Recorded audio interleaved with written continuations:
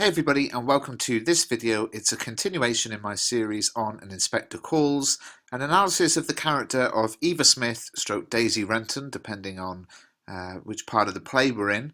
Depends on which name she's referred to by. Now, a lot of you have asked me to make this video, and of course Eva is one of those characters that we don't actually see in the play, but we hear a lot about her.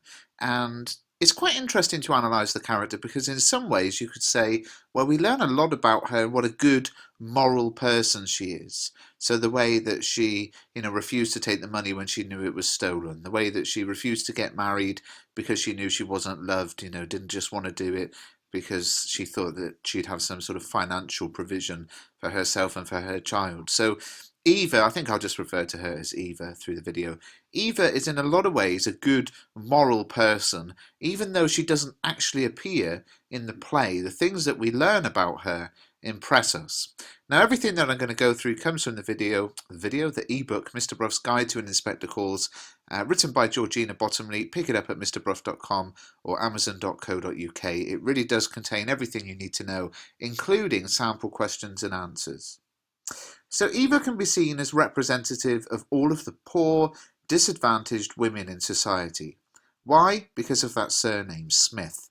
Smith is the most common surname in Britain, so again, or certainly one of the most common surnames in Britain. So again, we can see Eva as not just a specific character, but a symbol of all of those of her class who are suffering in society. And since we never see Eva on stage and never hear from her directly, it's tricky to class her as a character to the same extent as the Burlings or Gerald and Inspector Gould. But as I said just now, we see numerous references to her, and what we learn about her from others helps us to paint a picture of who she is as a character. Some of the basic information we find out about the last 2 years of her life.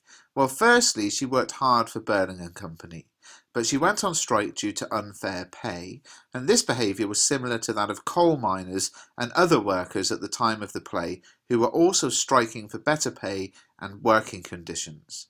Eva was, however, a good worker. Mr. Burling admitted it himself. So it's important that we realise that Eva was a morally good character who really did nothing wrong. And in some ways, we can talk about, Eric and Sheila act as this sort of model of what we should be like because they're willing to change and accept responsibility. But another way of looking at it is, well, actually, Eva is a model of what we should aim to be like. We know that Eva was pretty and that she made Sheila jealous, and Sheila saw to it that she was sacked from her next job at Millwood's department store.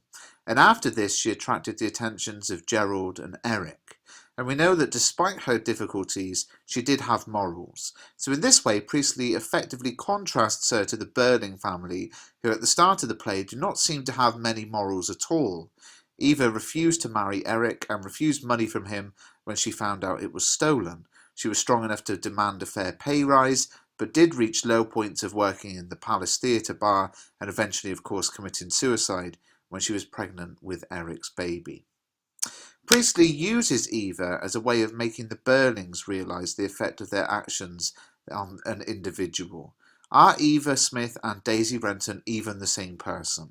Does the inspector have pictures of different girls in his pocket? He fiercely controls who gets to see the images.